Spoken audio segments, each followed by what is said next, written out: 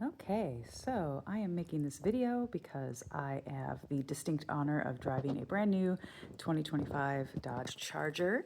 It's an all-electric vehicle. There's been a lot of criticism about them, so I am going to document my experience with it myself. For context, this is the car I've been driving for the last 10 years. This vehicle is a 2005 Toyota Camry. It's an XLE, so it has all the bells and whistles, and it has been an amazing car, honestly. Very minimal repairs we've had to do to it. Toyota is generally seen as a very good brand, and I can confirm that. Again, having a 20-year-old vehicle right next to a brand new one, it's a very stark contrast in many ways. This vehicle's great. I can't say enough nice things about Toyota.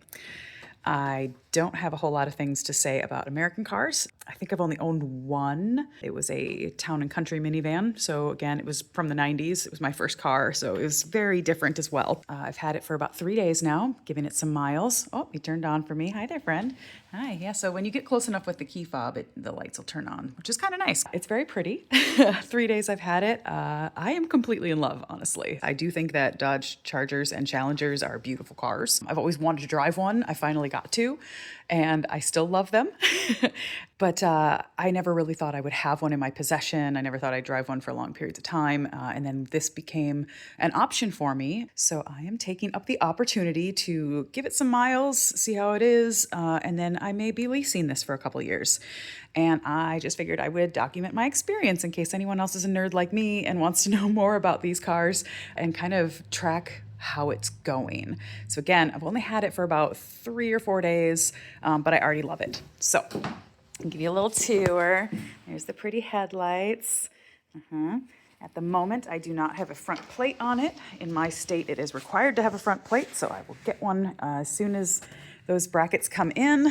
They are on back order, which if you work in the automotive industry is the bane of your existence. Even the tires are branded. Oh, hi. This is an RT. I think this is considered kind of one of the lower tier options. It's not the Scat Pack. It doesn't have like all the crazy horsepower, but honestly, it has plenty of horsepower in my opinion. Again, just to prove that this is the electric one, when you go into the fuel tank, it's just a charger. So 100% electric. I have been charging it kind of every other day at work. It charges up to about 80% and then it stops. I have not yet figured out if it's okay to charge it to 100 or even how to do that. Let's see. Kind of interesting. The trunk here doesn't have a lever. Oh, there comes a garbage truck. Sorry for the noise. So it doesn't have a lever to open the trunk. You actually push this little button right here. You go boop, and then it pops it. It's really heavy with one hand, but it's like a hatchback, as you can see. So it opens, nice big trunk space. It's got this little like kind of protector shield so people can't see in what's in your trunk. But yeah, pretty darn big trunk space, honestly. I appreciate that. It's nice to have space. And then if you lift up the little panel in here, it's kind of dark, but there is a tire service kit that came with mine. A little extra cargo space underneath the liner here. So that's the trunk. Put some junk in your trunk. The doors are also interesting because they don't really have handles. They also have a button inside. So you just pop the little button, you go boop, and it pops open. And that's how you get in. Pretty little area. Yes, okay, thank you for taking our garbage. Boop. I actually kind of love that. All right, so let's get in this bad boy. All right, so here you go. You got the Dodge. This is what the wheel looks like. It's kind of that squared off top and bottom, which is kind of interesting. I drove home from work. I work about 20 miles away from my house. So it was at 80 and now it's at 72. So again, I have no context yet to really share about whether or not it's good mileage. I have no idea.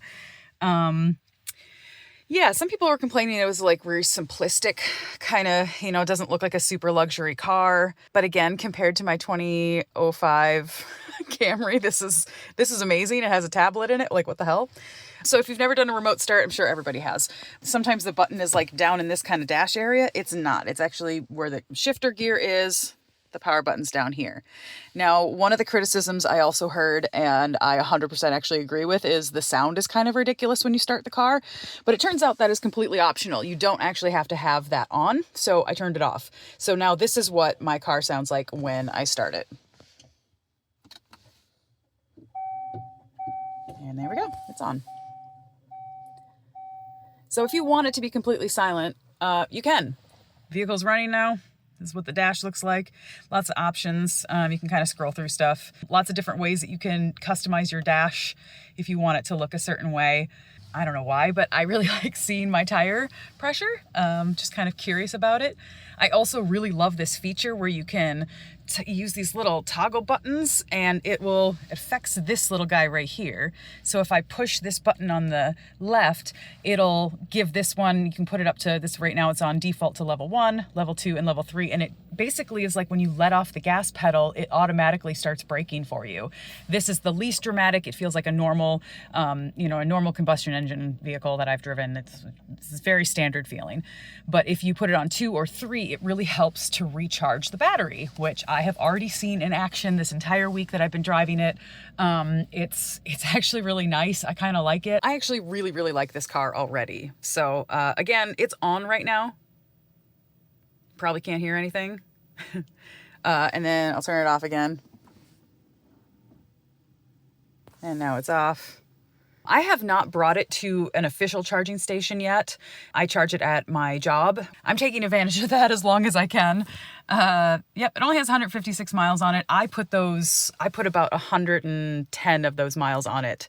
I think it was at about 43 miles when I first took it. This threw me off a lot. I'm actually going to turn on one of these dome lights. Here's the dome light area, by the way. And I'm going to take another video at some point to show off the fact that the entire roof, which, yeah, it's way too dark in here. You can maybe see my garage door opener light up there. That's because the entire ceiling of this car is a sunroof. So that's really friggin' epic. Also, on the door, I remember the first time I got in here, I was like, where the hell is the handle? There's no handle to get out of the car. It's because it's just a button now. Boop, and it pops open. So I don't know, I think it's pretty sick. I really, really enjoy this car already.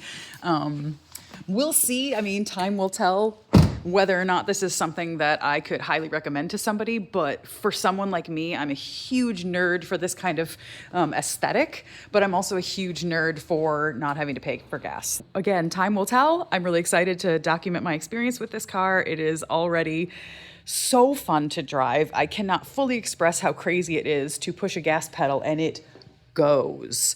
My trusty Toyota is lovely. It gets from 0 to 60 in about a minute.